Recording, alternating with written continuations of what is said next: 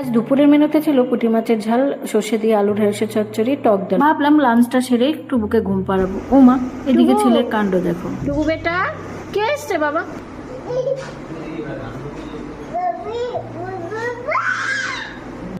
আমি যতই ওকে ঘুম পাড়াতে চেষ্টা করি না কেন, বাবাকে না দেখে সে কিছুতেই আজ ঘুমোতে যাবে না। দুপুর হোক বা সন্ধে, বাবা কখন বাড়ি ফেরে ছেলের ঠিক জানা আছে।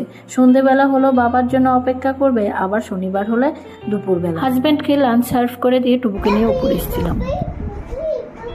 বাপি বাপি বাপি, আমি যতই ছেলে ছেলে করি না কেন, ছেলের প্রাণন্ত কিন্তু তার বাবাই। খাওয়ার টেবিলের ওপর বসে বাবার সাথে অনেক সময় ধরে খুনসুটি করছিল। বাপি কেন তার সাথে ঘুমোতে আসেনি, তার জন্য ছেলের বড্ড রাগ হয়েছিল।